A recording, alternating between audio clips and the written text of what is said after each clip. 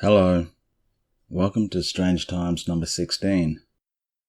Got an interesting mixed bag today.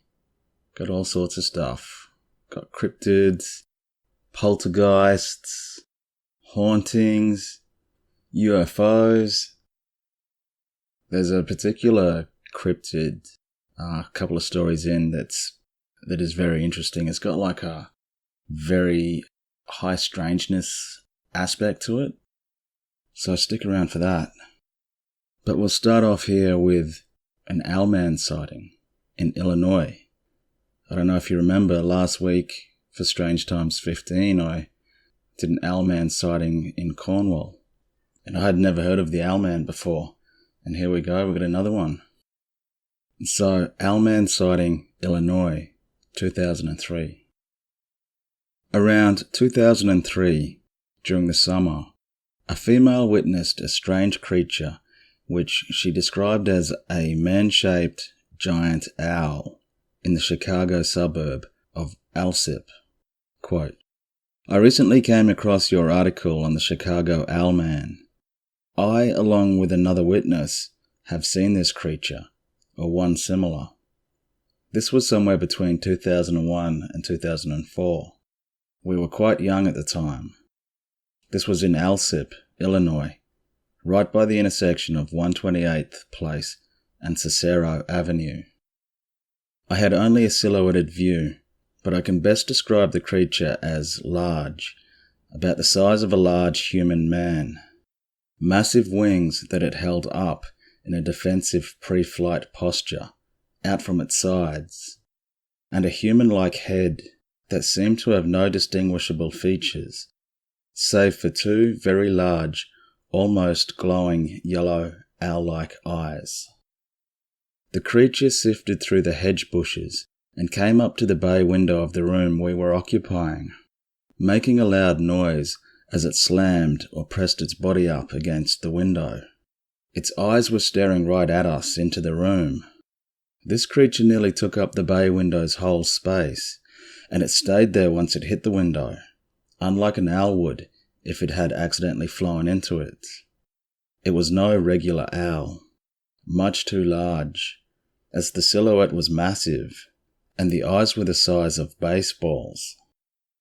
Being young, my friend and I quickly vacated the room in terror and alerted my sleeping father, who immediately searched the perimeter of the house, yet nothing was found. Now, I'm no expert on the Owlman or the Mothman, but I thought the Owlman was supposed to have horns, or like those little feather horns that some owls have. I thought that was the distinguishing feature between those two cryptids. But, like I said, I'm not an expert. I could be wrong. And so we go from that to a haunting. Bed and breakfast haunting. A couple from Missouri claims that their house is haunted, and they can't live on the property anymore. But instead of trying to sell it, however, they're hoping to give thrill seekers a truly unique experience by placing the location on Airbnb. According to the couple, the first group to rent it couldn't make it through the night. Quote, "One of the young ladies staying stated they saw a dark figure on the staircase." So much paranormal stuff happens on staircases for some reason. I've been coming across it a lot lately. On the weekend, I've got a story all done up and I'm going to release it. I'm going to post it on the weekend. And it mentions a dark figure on the staircase as well. And so anyway, I'll continue here. And another person that stayed that night said that she saw a similar dark figure on the porch that is on the second level master bedroom. The young man that booked the home said he smelled a strong odour of sulphur, which I've been told is a demon smell. I've never looked into that to be sure, but it was enough for them to leave. They checked in at 6 p.m. and left a little after midnight, Aaron Clark said.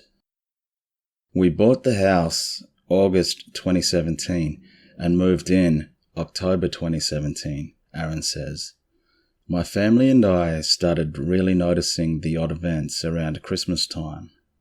My dog acted weird the moment we moved in, but we thought he was just being stubborn.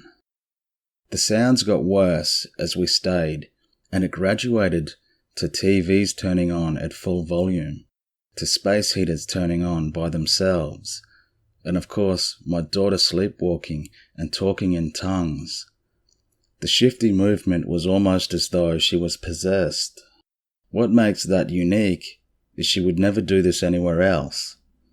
She would stay at her grandmother's house, for instance, and would be fine, but once she came back home, she would start back up again. Aaron also confirmed that he and his wife both saw a tall man in a suit and a top hat out of the corner of their eyes. His daughter also says that she heard a voice say hi once when she and her father returned home. One of the scariest experiences they had, however, reportedly involved their daughter. Quote, "She was standing outside of her bed staring out the window," Aaron said. The young girl had reportedly been having nightmares, and, as Aaron tells it, she was still crying, just sobbing. I could see her shoulders going up and down, and I was like, "Raina, what's wrong? Are you okay? Are you okay?" And she turned around, and it scared the life out of me, because she had this giant Cheshire cat smile, kind of like the Joker. 7 months after moving in, the family decided to leave. According to Aaron, quote, "Everyone has experienced something different, from seeing dark figures to being very emotional for no reason, to catching shadow people at the corner of their eyes." This article is terribly written. We've had ghost hunter teams come to the house as well and find stuff with their equipment in the basements. For some reason, that little scene where the kid turns around with the big smile on her face, that's creepy. That is very creepy. With this next story, we stay in Illinois and we look at a couple of unusual beasts. Recently, a man reported that he and his wife were driving home earlier last month when they encountered a bizarre creature crossing the road just outside of Rockton, Illinois. According to his testimony, quote, "My wife and I were driving home on the evening of August 8th, 2019. It was a little past 11 p.m. We were on the South Bluff Road heading north, having just turned off Prairie Hill Road near the bridge. As we turned the corner, she first spotted it on the right side of the road, nearest the river. She spotted eyes reflecting light, and assumed it was a normal animal, an opossum or a raccoon, perhaps. I saw the movement and said to my wife, 'It's a deer,' as whatever it was had longer front legs, like a tall dog or something. Then, as it crossed the road in front of us, we realized it was not a deer, or any other easily recognized animal. I have grown up in rural areas, and am well acquainted with various rural creatures. This was not a coyote or a fox. It had a rounded head and a flat face, no snout or muzzle. It had no obvious ears, or they were very tight against its head. It was dark brown in colour, almost muddy red in the car headlights. A long, slim tail that curled under as it loped across the road. It moved in a way that could only be compared to an ape or a bear's style of movement, as if all fours were faster but not completely necessary. My wife and I thought it moved like a gibbon.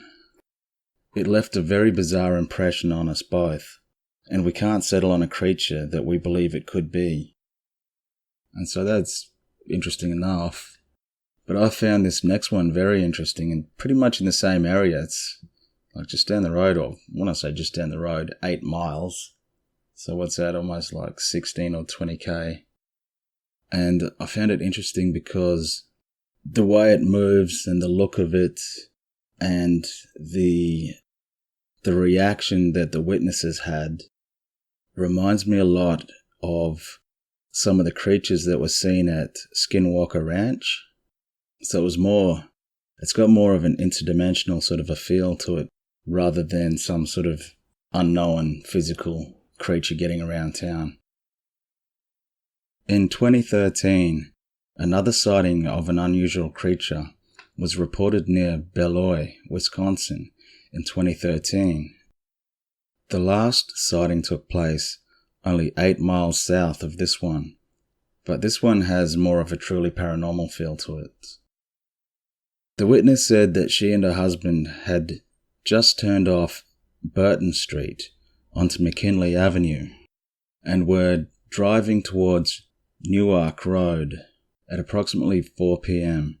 when, across the field on the right, they saw an animal by the tree line.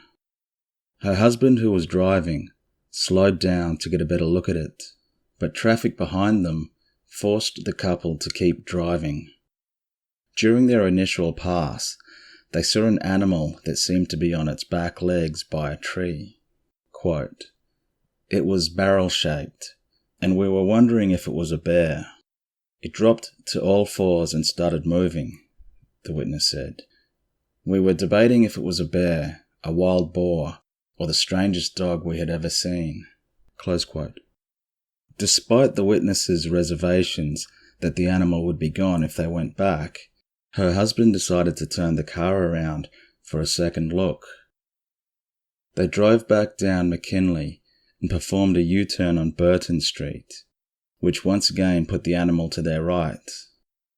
The pair pulled their car over onto the shoulder, and that's when, according to the witness, everything just gets weird. Quote, "Up until this point, I objectively believe my husband and I and the people in the car behind us saw a strange animal in the field. The rest of this story is my subjective experience. The animal was coming towards us. It moved like a cat, graceful, with a long flicky tail. It didn't look like a cat though, except for the head. It was dark, but not black, brindled, dark browns with some black.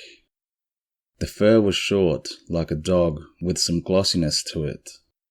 Its head was massive and triangle-shaped. The eyes were large and green. The head looked so robust, like you could hit it with a bat, and it would break the bat. It was flat like a cat's, no snout like a dog or a bear. Its chest was also triangle-shaped and really muscular, with legs that came down like a bulldog's. The back end was a smaller triangle, with the legs that came off like a German shepherd. This thing was big and solid muscle. I think the top of its head would have come to my chin, so about 4 feet. The tail was about the same length as the body. This was what was confusing. It moved like a cat, but it didn't look like one, she explained. The whole time I had the feeling it knew we were watching, and it found the situation amusing. Also, the longer you watched it, the harder it became to see, like its edges were blurring. It got to about 30 feet from the road and lied down in a C shape, just like a cat. It was staring at us, and I was staring at it, but the longer I looked at it, it almost seemed to become pixelated. The couple then reportedly felt a sudden and overwhelming fear, something that has had a profound effect on how they chose to interpret the experience as individuals.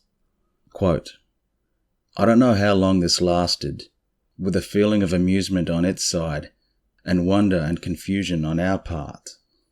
It changed in a heartbeat. The feeling that it could come through my window and bite my head off, and my husband hitting the gas, both seemed to happen at the same time. I looked at him and he goes, 'How was there no traffic?' It seemed like we had been parked for at least 5 minutes," she continued. Then he said it was a dog. It was said in the tone of a voice that says, Please let that have been a dog. If you ask him now, he will tell you we saw a deformed dog. I think he really needs it to be a dog, where I'm okay with living with not ever knowing what it was. We were at the stop sign on Newark Road when it hit me that I was an idiot because I had my phone and I could have taken a picture. The more we tried to look at it, the more confused we got, she explained. It was laughing at us. It knew we were confused.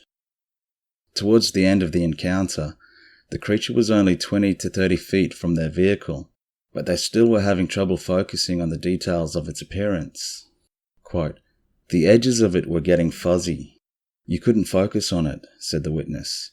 "The harder you tried to look, the less you were actually seeing." Close quote. And what their minds were able to comprehend simply didn't seem right. Quote, "Everything about it was wrong," she said. "It was just like nothing fit." Close quote. The witness also said that the next day a friend and a co-worker confessed that she had experienced a similar event in the area. She's a hunter and she had no idea what she was looking at, the witness said of her friend's encounter. That's the part that kind of bothers me the most. When asked if perhaps the creature had been a ranging mountain lion, the witness was certain that it was not. "I know what that kind of cat looks like," she said. "This thing was massive, a solid 300 pounds. Its head was triangular, and its eyes were far to the sides. I grew up in the country," she continued. "I've lived in this area my entire life. The emotion was different when I sighted it. We've seen stuff we couldn't immediately identify, but it didn't have this kind of through the looking glass type feeling." So it really reminds me of some of those strange creatures that were spotted out at Skinwalker Ranch. I found it very interesting. Okay, this next one is a poltergeist haunting in Iran. Jinn haunting in Iran. I used to lay down on my house's terrace watching the birds fly in the sky every late afternoon. One day a small rock fell down from the overlap of the rooftop.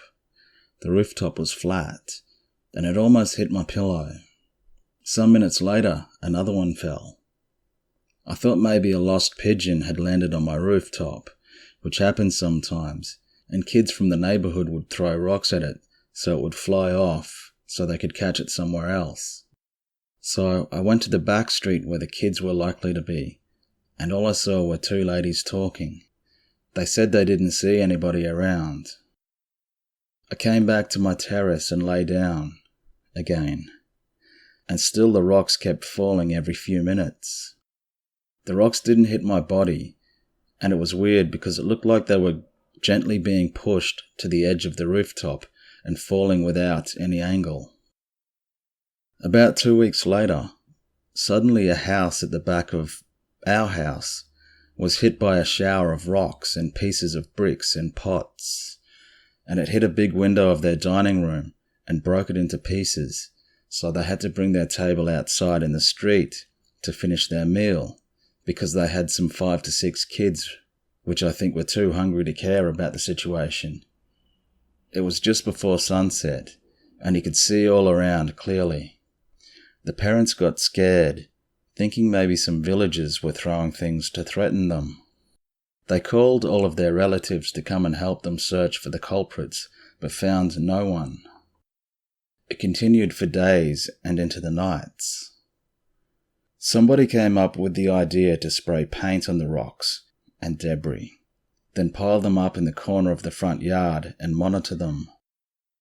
Surprisingly, after a while, the painted rocks started to hit the gate one by one, which convinced them that this was not a human-made problem, and it must be a Djinni. Djinni. They decided to go to those who are professionals with the Djinni. They brought a guy to the house who claimed that the family had spilled some boiling water on one of the Djinni's kids, and now they are taking revenge. So he asked for a sheep and some money to deal with this. But the rocks continued to fall for another couple of weeks, and they not only hit their house, but also hit our house, more or less, until it eventually disappeared. This happened when I was 14 years old in 1991 in my village in Kermanshah city in Iran. It's weird, I keep coming across the same sort of stories. Rock-throwing poltergeists, Bigfoots, what else? There's been a few. Owlmen, Mothmen, and of course UFOs. And speaking of which, here's a UFO story. Anomalous object sighting in the sky. Halloween night, 2009, started out as a typical October night. I was having a large campfire in my backyard with a group of family and friends. Around midnight, we were enjoying the autumn air and the clear starlight sky. Suddenly, it all changed. The black sky suddenly became a brilliantly bluish white, coming from the west to the east. The light slowly covered my entire yard. I looked toward the park next to my home. There was a distinct line. It was white on the grass near my home and blackness everywhere else, including the woods. We were all blinded by this unnatural light source as it drew closer to us, although I could make out that everything behind it was normal, and I could see my neighbor's house across the street. There was an object within the light which blocked out the stars directly above us as it hovered there with no sound. We were terrified. Then it turned into a yellow ball of light and zipped over the woodland behind us and disappeared. Unfortunately, all the background details like location and all of that sort of stuff wasn't included in this article, so I'm just going to have to leave it like that. And I'll finish up with a UFO video. It's a UFO over a Mexican volcano. And I really don't want to even try and pronounce that. But see what you think.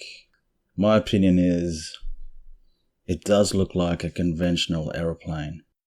But the fact that it's so close to the volcano really makes you question whether it is a conventional plane.